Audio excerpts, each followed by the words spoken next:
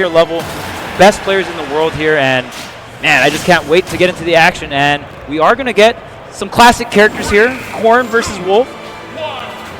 Yeah, some old school, like early Smash Ultimate matchups going here, but Charles, I definitely want to like harp a little bit more on the fact that Kagaribi is literally next weekend. Yes. We have the P tier before the P tier, the Super P tier even, and so all these players are definitely going to be wanting to get their reps in, make sure that while this tournament might not be quite as prestigious as the biggest tournament in history, it's still 1,000 entrants. It's still going to absolutely matter as much as possible, and so even these round one pools players like we've got XFaroe against Towa here, they're going to be looking to get those upsets. They're going to be looking to get far in bracket, and Towa is the one who draws first blood with that Nair back air. Wolf on the back foot. Yeah, Wolf kind of making a resurgence here in the meta. Of course, Jackal always holding it down with the character, as well as Ouch. Two very different play styles here, and we have seen great success from both of those players, so maybe a little pickup from this classic top tier of Super Smash Bros. Ultimate. Obviously, Wolf was one of the best characters in the game at launch. One thing I do want to mention about Level Up Expo. Level Up Expo does have one thing that Kagaribi doesn't. It's that cash money. We got that prize pool here in Japan. Obviously no prize pool, so a lot of players fighting for the rankings, but a lot of money on the line as well. It's what, like $10,000 of a pot bonus, not even counting the amount of money put in by the other players. Yeah, that's on top of the entrance fees, and right now XFaroe is on top of the stock count as he does take that away despite dropping down earlier. Got to be careful here though in the corner, because this is where Corin makes a lot of her money, and so you saw XFaroe as soon as Towa started trying to go for those landing nairs, he was immediately dashing back towards center stage. Did not want to deal with it, and definitely doesn't want to deal with those pins and F smashes. Those can get dangerous really quickly. Yeah, and Corin definitely does have a ton of anti-airs. Wolf going to be known as the spacey that has a lot of air drift. You have these large hitboxes like the neutral air. Oh, and there's the charge, and you're not going to get the tipper. You're going to get a lot of damage here. Can you get the back air? Another charge up, and that is going to do the trick, just running through. What a stock. Yeah, second time. If it didn't work the first time, just run it right back. But Towa's still got a little bit of distance to make up against XFaroe, and so he's just going to keep on pushing with this 79% lead. Looking for that F smash in neutral, maybe trying to take a page out of his opponent's book, but didn't work out that time, and now you've caught yourself into a juggle. Jump is now burned, but does manage to air dodge past that platform and land down. That pin could have been it all. This one instead going to send up to the top right.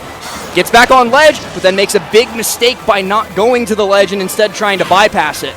What a sequence, already 110%. It looked like Wolf was in the driver's seat here. Oh my goodness, a forward smash there. Maybe trying to get an aerial, but the pin on that platform. Maybe if it was on the ground, it might have a little bit more room to DI there, but not going to be there for that platform. Yeah, not that time around. Instead, it's going to be Towa taking game number one, and that was an interesting game of swings and roundabouts, right? We saw first stock taken by Towa, and then XFaroe managed to take a really big lead right back. Then Towa just out of nowhere, you were talking about that sequence where he just was like, all right, 100%, bam, pin on the platform after probably a buffered F smash that he didn't want. He maybe wanted dash attack or like a short hop fair. Rising fair probably. Either way, didn't work out for him. Got stuck on the platform right after, and that's all she wrote for game number one. But we got at least one more game left on the cards. So XFaroe going to be able to make those adjustments in between, okay, my opponent was very aerial heavy trying to get those landing nairs, so I can dash back a little bit and catch her on the landing, so on and so forth, and see if we can get ourselves to game number 3 as we step on to Smashville. Yeah, and I just when you think about Corin definitely not a character that has these long combos, usually just these 2 to 3 hit combos, but it's more of just the advantage state and the frame trapping. I always like to say very Fox-esque, right? You air dodge one thing and then another aerial is coming through. So Towa doing a really good job of taking advantage of that and really pushing the sequence again. And then when you get those ledge traps, that's when the Nair into back air comes in, right? Both these characters kind of have similar setups. Speaking of which, Charles. There it is.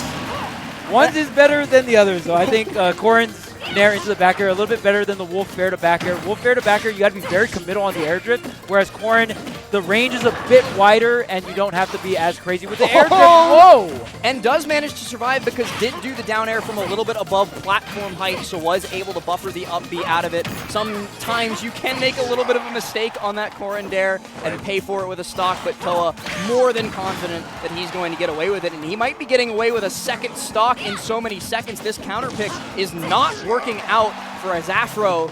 It is going quite poorly, in fact, Charles. Yeah, right now, the worst nightmare here for Wolf is Corin underneath that center platform. And right now, Towa at a clean 37, now 49%. Not taking much damage here. You're going to need a really big comeback if you want to go ahead and make a Game 3 situation happen here. Cross up, but no.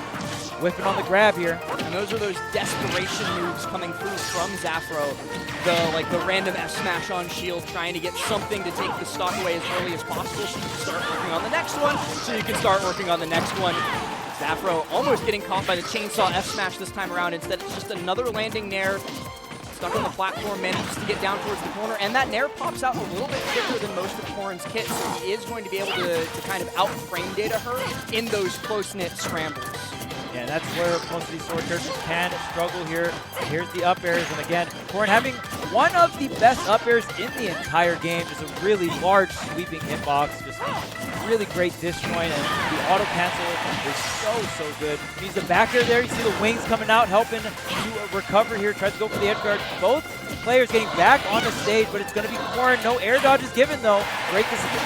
Yeah, was really trying to scout out the buffered air dodge right after the down tilt to catch XFaroe. Lacking, really looking for this Dragon Fang shot too. Neither one going to connect. One of them very nearly popped the shield.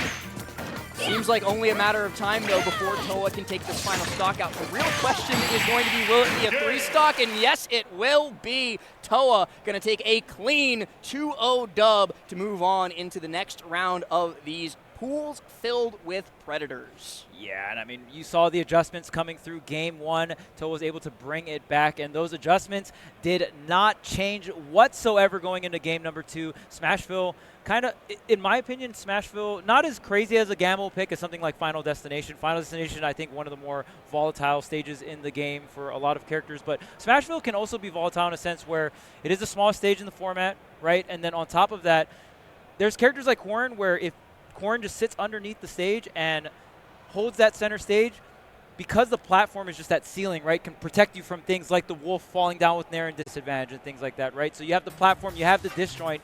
It's going to be very, very powerful, and we saw Towa execute very well played on Smashville. Just